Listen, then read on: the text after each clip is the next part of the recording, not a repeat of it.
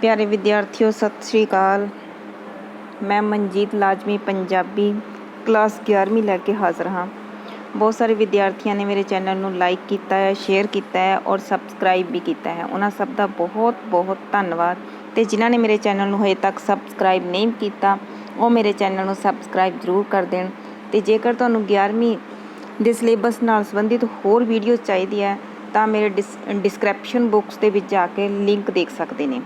ਤੇ ਅੱਜ ਅਸੀਂ ਕਰਾਂਗੇ ਮਿੱਥ ਕਥਾ। ਮਿੱਥ ਕਥਾਵਾਂ ਕਥਾ ਸਾਹਿਤ ਦਾ ਮੁੱਢਲਾ ਰੂਪ ਤੇ ਮਹੱਤਵਪੂਰਨ ਹਿੱਸਾ ਹੁੰਦੀਆਂ ਹਨ। ਮਿੱਥ ਕਥਾ ਅਸਲ ਵਿੱਚ ਇੱਕ ਕਹਾਣੀ ਹੀ ਹੁੰਦੀ ਹੈ। ਮਿੱਥ ਵਿੱਚ ਦੱਸੀ ਕਹਾਣੀ ਦੀ ਘਟਨਾ ਬੀਜ ਰੂਪ ਵਿੱਚ ਪੂਰਵ ਇਤਿਹਾਸਿਕ ਕਾਲ ਵਿੱਚ ਕਦੇ ਨਾ ਕਦੇ ਵਾਪਰੀ ਵੀ ਹੋ ਸਕਦੀ ਹੈ ਅਤੇ ਨਹੀਂ ਵੀ। ਮਿੱਥ ਕਥਾ ਕਿਸੇ ਦੇਵ ਪੁਰਖ ਨਾਲ ਸੰਬੰਧਿਤ ਹੁੰਦੀ ਹੈ। ਤੇ ਅੱਜ ਜਿਹੜੀ ਅਸੀਂ ਮਿੱਥ ਕਥਾ ਕਰਾਂਗੇ ਉਸ ਦਾ ਨਾਂ ਹੈ ਪ੍ਰਹਲਾਦ ਭਗਤ। ਪ੍ਰਹਲਾਦ ਭਗਤ ਦੀ ਮਿੱਥ ਕਥਾ ਅਸੀਂ ਕਰ ਰਹੇ ਹਾਂ ਅੱਜ, ਜਿਸ ਦੇ ਵਿੱਚ ਹਰਨਾਕਸ਼ ਅਤੇ ਪਰਨਾਕਸ਼ ਦੋ ਭਰਾ ਹਨ ਜੋ ਬੈਕੁੰਠ ਵਿੱਚ ਰਹਿੰਦੇ ਹਨ। ਦੇਵਤਿਆਂ ਦੇ ਸ਼ਰਾਪ ਕਾਰਨ ਇਹਨਾਂ ਨੂੰ ਬੈਕੁੰਠ ਵਿੱਚੋਂ ਨਿਕਲਣਾ ਪੈ ਜਾਂਦਾ ਹੈ। ਹਰਨਾਕਸ਼ ਬਹੁਤ ਬਲਵਾਨ ਸੀ। ਉਹ ਧਰਤੀ ਉੱਤੇ ਆ ਕੇ ਰਾਜ ਕਰਨ ਲੱਗ ਪਿਆ। ਅਚਾਨਕ ਪਰਨਾਕਸ਼ ਦੀ ਮੌਤ ਹੋ ਜਾਂਦੀ ਹੈ। ਹਰਨਾਕਸ਼ ਭਾਵੇਂ ਬਹੁਤ ਬਲਵਾਨ ਸੀ ਪਰ ਉਸਨੂੰ ਮੌਤ ਤੋਂ ਬਹੁਤ ਡਰ ਲੱਗਦਾ ਸੀ। ਉਹ ਮੌਤ ਉੱਤੇ ਕਾਬੂ ਪਾਉਣਾ ਚਾਹੁੰਦਾ ਸੀ, ਇਸ ਲਈ ਉਸਨੇ ਆਪਣਾ ਰਾਜ ਭਾਗ ਛੱਡ ਕੇ ਹਿਮਾਲਾ ਪਰਬਤ 'ਤੇ ਜਾ ਕੇ ਤਪੱਸਿਆ ਕਰਨ ਦਾ ਫੈਸਲਾ ਕੀਤਾ।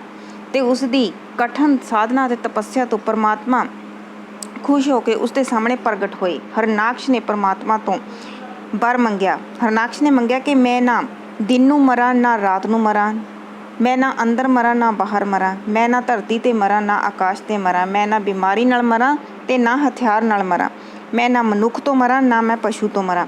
ਪਰਮਾਤਮਾ ਨੇ ਇਹ ਵਰ ਹਰਨਾਕਸ਼ ਨੂੰ ਦੇ ਦਿੱਤਾ। ਹਰਨਾਕਸ਼ ਬੜਾ ਖੁਸ਼ ਹੋਇਆ। ਉਹ ਧਰਤੀ 'ਤੇ ਆ ਕੇ ਮੁੜ ਰਾਜ ਕਰਨ ਲੱਗਿਆ। ਉਹ ਧਰਤੀ 'ਤੇ ਲੋਕਾਂ ਨੂੰ ਆਪਣੀ ਹੀ ਈਨ ਮਨਾਉਣ ਲੱਗ ਪਿਆ। ਉਸਨੇ ਹੰਕਾਰ ਵਿੱਚ ਆ ਕੇ ਜ਼ੁਲਮ ਕਰਨੇ ਆਰੰਭ ਕਰ ਦਿੱਤੇ ਅਤੇ ਉਹ ਆਪਣਾ ਹੀ ਨਾਮ ਜਪਣ ਦੇ ਲਈ ਲੋਕਾਂ ਨੂੰ ਹੁਕਮ ਦੇਣ ਲੱਗਾ। ਕੁਝ ਸਮੇਂ ਬਾਅਦ ਹਰਨਾਕਸ਼ ਦੇ ਘਰ ਇੱਕ ਪੁੱਤਰ ਨੇ ਜਨਮ ਲਿਆ। ਉਸ ਦਾ ਨਾਮ ਪ੍ਰਹਲਾਦ ਰੱਖਿਆ ਗਿਆ। ਪ੍ਰਹਲਾਦ ਕੁਝ ਵੱਡਾ ਹੋਇਆ ਤਾਂ ਉਸਨੂੰ ਪਾਠਸ਼ਾਲਾ ਵਿੱਚ ਪੜ੍ਹਨ ਲਈ ਭੇਜਿਆ ਗਿਆ ਅਤੇ ਪਾਠਸ਼ਾਲਾ ਵਿੱਚ ਪਾਂਧੇ ਨੇ ਪ੍ਰਹਲਾਦ ਨੂੰ ਹਰਨਾਕਸ਼ ਦਾ ਨਾਮ ਜਪਣ ਲਈ ਕਿਹਾ, ਪਰ ਪ੍ਰਹਲਾਦ ਨੇ ਪਰਮਾਤਮਾ ਦਾ ਨਾਮ ਜਪਣ ਨੂੰ ਪਹਿਲ ਦਿੱਤੀ। ਉਸਨੇ ਕਿਹਾ ਕਿ ਪਰਮਾਤਮਾ ਹਰਨਾਕਸ਼ ਨਾਲੋਂ ਵੀ ਵੱਡਾ ਹੈ। ਅਤੇ ਪਾਂਧੇ ਨੇ ਜਦੋਂ ਇਹ ਸ਼ਿਕਾਇਤ ਹਰਨਾਕਸ਼ ਦੇ ਕੋਲ ਕੀਤੀ ਤਾਂ ਹਰਨਾਕਸ਼ ਨੂੰ ਬਹੁਤ ਗੁੱਸਾ ਆਇਆ। ਉਸਨੇ ਆਪਣੇ ਪੁੱਤਰ ਨੂੰ ਬੁਲਾ ਕੇ ਪੁੱਛਿਆ ਕਿ ਉਹ ਆਪਣੇ ਪਿਤਾ ਦਾ ਨਾਂ ਜਪਣ ਦੀ ਥਾਂ ਪਰਮਾਤਮਾ ਦਾ ਨਾਂ ਕਿਉਂ ਜਪਦਾ ਹੈ। ਪ੍ਰਹਲਾਦ ਨੇ ਕਿਹਾ ਕਿ ਈਸ਼ਵਰ ਸਰਵ ਸ਼ਕਤੀਮਾਨ ਹੈ, ਉਸਨੇ ਹੀ ਸਾਰੀ ਕੁਦਰਤ ਨੂੰ ਰਚਿਆ ਹੈ। ਉਸਨੇ ਗਰਜ ਕੇ ਕਿਹਾ ਕਿ ਮੈਂ ਹੀ ਸਭ ਤੋਂ ਵੱਧ ਸ਼ਕਤੀਸ਼ਾਲੀ ਹਾਂ, ਮੈਨੂੰ ਕੋਈ ਨਹੀਂ ਮਾਰ ਸਕਦਾ ਅਤੇ ਤੈਨੂੰ ਵੀ ਇਹੀ ਮੇਰਾ ਕਹਿਣਾ ਹੈ ਕਿ ਤੂੰ ਵੀ ਮੈਨੂੰ ਹੀ ਮੰਨ।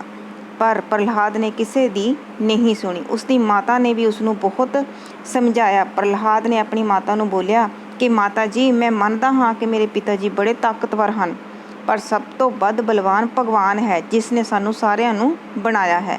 ਪਿਤਾ ਜੀ ਨੂੰ ਵੀ ਉਸੇ ਨੇ ਬਣਾਇਆ ਹੈ। ਪ੍ਰਹਲਾਦ ਦਾ ਇਹ ਉੱਤਰ ਸੁਣ ਕੇ ਉਸਦੀ ਮਾਂ ਬੇਵੱਸ ਹੋ ਗਈ। ਪ੍ਰਹਲਾਦ ਆਪਣੇ ਵਿਸ਼ਵਾਸ ਵਿੱਚ ਦ੍ਰਿੜ ਰਿਹਾ। ਇਹ ਵੇਖ ਕੇ ਹਰਨਾਕਸ਼ ਨੂੰ ਹੋਰ ਗੁੱਸਾ ਚੜ੍ਹ ਗਿਆ। ਉਸਨੇ ਆਪਣੇ ਜਲਾਦਾਂ ਨੂੰ ਹੁਕਮ ਦਿੱਤਾ ਕਿ ਉਹ ਪ੍ਰਹਲਾਦ ਨੂੰ ਸਮੁੰਦਰ ਵਿੱਚ ਡੋਬ ਕੇ ਮਾਰ ਦੇਣ। ਜਲਾਦ ਪ੍ਰਹਲਾਦ ਨੂੰ ਸਮੁੰਦਰ ਵਿੱਚ ਸੁੱਟਣ ਲਈ ਲੈ ਗਏ। ਉਹਨਾਂ ਨੇ ਪ੍ਰਹਲਾਦ ਨੂੰ ਸਮੁੰਦਰ ਵਿੱਚ ਸੁੱਟਿਆ, ਪਰ ਸਮੁੰਦਰ ਦੀ ਇੱਕ ਲਹਿਰ ਨੇ ਪ੍ਰਹਲਾਦ ਨੂੰ ਕਿਨਾਰੇ 'ਤੇ ਸੁੱਟ ਦਿੱਤਾ।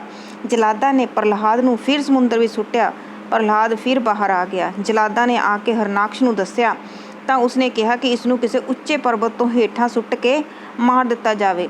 ਜਲਾਦਾਂ ਨੇ ਇਵੇਂ ਹੀ ਕੀਤਾ, ਪਰ ਪ੍ਰਹਲਾਦ ਇੱਕ ਸੰਘਣੇ ਰੁੱਖ ਉੱਤੇ ਆ ਡਿੱਗਿਆ, ਜਿਸ ਕਾਰਨ ਉਸਨੂੰ ਕੋਈ ਸੱਟ ਚੋਟ ਨਾ ਲੱਗੀ। ਹਰਨਾਕਸ਼ ਨੇ ਪ੍ਰਹਲਾਦ ਨੂੰ ਇੱਕ ਪਾਗਲ ਹਾਥੀ ਅੱਗੇ ਸੁੱਟਿਆ ਤਾਂ ਜੋ ਹਾਥੀ ਉਸਨੂੰ ਆਪਣੇ ਪੈਰਾਂ ਹੇਠ ਕੁਚਲ ਦੇਵੇ, ਪਰ ਹਾਥੀ ਨੇ ਪ੍ਰਹਲਾਦ ਨੂੰ ਕੁਝ ਨਾ ਕਿਹਾ, ਜਿਵੇਂ ਸਾਰੀ ਕੁਦਰਤ ਪ੍ਰਹਲਾਦ ਦੀ ਮਦਦ ਹੀ ਕਰ ਰਹੀ ਹੋਵੇ। ਹਰਨਾਕਸ਼ ਦੀ ਇੱਕ ਭੈਣ ਸੀ ਜਿਸ ਦਾ ਨਾਂ ਸੀ ਹੋਲਿਕਾ। ਹੋਲਿਕਾ ਆਪਣੇ ਭਰਾ ਹਰਨਾਕਸ਼ ਦੀ ਪਰੇਸ਼ਾਨੀ ਦੂਰ ਕਰਨੀ ਚਾਹੁੰਦੀ ਸੀ। ਹੋਲਿਕਾ ਨੂੰ ਵਰ ਸੀਗਾ ਕਿ ਅੱਗ ਉਸਨੂੰ ਸਾੜ ਨਹੀਂ ਸਕਦੀ, ਇਸ ਲਈ ਉਸਨੇ ਆਪਣੇ ਭਰਾ ਨੂੰ ਕਿਹਾ ਕਿ ਉਹ ਪ੍ਰਹਲਾਦ ਨੂੰ ਆਪਣੀ ਬੁੱਕਲ ਦੇ ਵਿੱਚ ਲੈ ਕੇ ਅੱਗ ਵਿੱਚ ਬੈਠ ਜਾਵੇਗੀ। ਵਰ ਕਾਰਨ ਉਹ ਆਪ ਅੱਗ ਵਿੱਚ ਸੜਨ ਤੋਂ ਬਚ ਜਾਵੇਗੀ, ਪਰ ਪ੍ਰਹਲਾਦ ਸੜ ਜਾਵੇਗਾ। ਪਰ ਹੋਇਆ ਇਸ ਤੋਂ ਉਲਟ। ਠੀਕ ਹੈ, ਅਤੇ ਜਿਹੜੀ ਹੋਲਿਕਾ ਸੀਗੀ ਉਹ ਅੱਗ ਦੇ ਵਿੱਚ ਸੜ ਗਈ ਅਤੇ ਪ੍ਰਹਲਾਦ ਬਚ ਗਿਆ। ਹੋਲਿਕਾ ਨੇ ਜਦੋਂ ਵਰਦਾਨ ਵਿੱਚ ਮਿਲੀ ਸ਼ਕਤੀ ਦੀ ਮਾੜੀ ਵਰਤੋਂ ਕੀਤੀ ਤਾਂ ਉਹ ਵਰਦਾਨ ਉਸ ਲਈ ਸ਼ਰਾਪ ਬਣ ਗਿਆ। ਹਰਨਾਕਸ਼ ਗੁੱਸੇ ਵਿੱਚ ਇੱਕ ਤਰ੍ਹਾਂ ਪਾਗਲ ਹੀ ਹੋ ਗਿਆ। ਉਸ ਨੂੰ ਸਮਝ ਨਹੀਂ ਸੀ ਆ ਰਹੀ ਕਿ ਉਹ ਕੀ ਕਰੇ। ਉਸਨੇ ਇੱਕ ਲੋਹੇ ਦੇ ਥੰਮ ਨੂੰ ਗਰਮ ਕਰਵਾਇਆ। ਜਦੋਂ ਥੰਮ ਗਰਮ ਹੋ ਕੇ ਲਾਲ ਹੋ ਗਿਆ ਤਾਂ ਉਸਨੇ ਪ੍ਰਹਲਾਦ ਨੂੰ ਬੁਲਾ ਕੇ ਪੁੱਛਿਆ ਕਿ ਤੇਰਾ ਪਰਮਾਤਮਾ ਕਿੱਥੇ ਹੈ?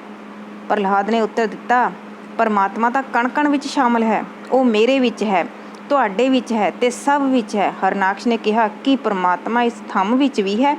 ਪ੍ਰਹਲਾਦ ਨੇ ਹਾਂ ਵਿੱਚ ਉੱਤਰ ਦਿੱਤਾ। ਜਦ ਹਰਨਾਕਸ਼ ਨੇ ਪ੍ਰਹਲਾਦ ਨੂੰ ਕਿਹਾ ਕਿ ਜੇ ਪਰਮਾਤਮਾ ਇਸ ਗਰਮ ਥੰਮ ਵਿੱਚ ਵੀ ਹੈ ਤਾਂ ਉਹ ਇਸ ਥੰਮ ਨੂੰ ਜੱਫੀ ਪਾ ਲਵੇ। ਇਸ ਤੋਂ ਪਹਿਲਾਂ ਕਿ ਪ੍ਰਹਲਾਦ ਇਸ ਗਰਮ ਥੰਮ ਨੂੰ ਵੇਖ ਕੇ ਡੋਲ ਜਾਂਦਾ, ਉਸਨੂੰ ਥੰਮ ਉੱਤੇ ਇੱਕ ਕੀੜੀ ਤੁਰਦੀ ਨਜ਼ਰ ਆਈ। ਤਦ ਪ੍ਰਹਲਾਦ ਨੇ ਨਿਡਰ ਹੋ ਕੇ ਗਰਮ ਥੰਮ ਨੂੰ ਜੱਫੀ ਪਾ ਲਈ। ਉਸ ਦਾ ਕੁਝ ਵੀ ਨਾ ਵਿਗੜਿਆ। ਅਖੀਰ ਹਰਨਾਕਸ਼ ਨੇ ਗੁੱਸੇ ਵਿੱਚ ਅੰਨ੍ਹੇ ਹੋ ਕੇ ਤਲਵਾਰ ਕੱਢ ਲਈ। ਉਸਨੇ ਤਲਵਾਰ ਨਾਲ ਪ੍ਰਹਲਾਦ 'ਤੇ ਵਾਰ ਕੀਤਾ।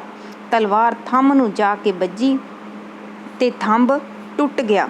ਕਹਿੰਦੇ ਹਨ ਉਸ ਸਮੇਂ ਉਸ ਵਿੱਚੋਂ ਪਰਮਾਤਮਾ ਨਰਸਿੰਘ ਦੇ ਰੂਪ ਵਿੱਚ ਆ ਪ੍ਰਗਟ ਹੋਇਆ। ਪਰਮਾਤਮਾ ਦੇ ਇਸ ਰੂਪ ਦਾ ਅੱਧਾ ਧੜ ਮਨੁੱਖ ਦਾ ਅਤੇ ਅੱਧਾ ਸ਼ੇਰ ਦਾ ਸੀ। ਉਸਨੇ ਹਰਨਾਕਸ਼ ਨੂੰ ਚੁੱਕ ਲਿਆ ਅਤੇ ਦਹਿਲੀਜ਼ ਤੇ ਬੈਠ ਕੇ ਉਸ ਨੂੰ ਆਪਣੇ ਪੱਟਾਂ 'ਤੇ ਰੱਖ ਲਿਆ। ਹਰਨਾਕਸ਼ ਨੂੰ ਅਹਿਸਾਸ ਹੋਇਆ ਕਿ ਉਸ ਦਾ ਅੰਤ ਨੇੜੇ ਹੀ ਹੈ। ਉਸਨੇ ਨਰਸਿੰਘ ਨੂੰ ਕਿਹਾ ਕਿ ਉਸ ਨੂੰ ਤਾਂ ਵਰਦਾਨ ਪ੍ਰਾਪਤ ਹੋਇਆ ਹੈ ਕਿ ਉਸ ਨੂੰ ਕੋਈ ਮਾਰ ਨਹੀਂ ਸਕੇਗਾ। ਨਰਸਿੰਘ ਨੇ ਕਿਹਾ ਕਿ ਉਸ ਦੇ ਵਰ ਦੀਆਂ ਸਾਰੀਆਂ ਸ਼ਰਤਾਂ ਪੂਰੀਆਂ ਕਰਕੇ ਹੀ ਮਾਰਿਆ ਜਾ ਰਿਹਾ ਹੈ। ਇਹ ਕਹਿ ਕੇ ਨਰਸਿੰਘ ਨੇ ਹਰਨਾਕਸ਼ ਨੂੰ ਆਪਣੀਆਂ ਨੌਂਦਰਾਂ ਨਾਲ ਮਾਰ ਦਿੱਤਾ। ਇਸ ਸਮੇਂ ਨਾ ਦਿਨ ਸੀ ਨਾ ਰਾਤ, ਦੋਵੇਂ ਵਕਤ ਮਿਲਦੇ ਸਨ। ਸ਼ਾਮ ਦਾ ਸਮਾਂ ਸੀ। ਮਰਨ ਸਮੇਂ ਹਰਨਾਕਸ਼ ਨਾ ਅੰਦਰ ਸੀ ਅਤੇ ਨਾ ਹੀ ਬਾਹਰ। ਉਹ ਦਹਿਲੀਜ਼ ਉੱਤੇ ਸੀ। ਉਸ ਸਮੇਂ ਉਹ ਧਰਤੀ 'ਤੇ ਨਹੀਂ ਸੀ ਅਤੇ ਨਾ ਹੀ ਆਕਾਸ਼ ਵਿੱਚ। ਉਹ ਨਰਸਿੰਘ ਦੇ ਪੱਟਾਂ ਉੱਤੇ ਸੀ। ਹਰਨਾਕਸ਼ ਦੀ ਮੌਤ ਨਾ ਬਿਮਾਰੀ ਨਾਲ ਹੋਈ ਨਾ ਕਿਸੇ ਹਥਿਆਰ ਨਾਲ। ਨਰਸਿੰਘ ਦੀਆਂ ਨੌਂਦਰਾਂ ਨੇ ਉਸ ਨੂੰ ਸਦਾ ਦੀ ਨੀਂਦ ਸੁਆ ਦਿੱਤਾ।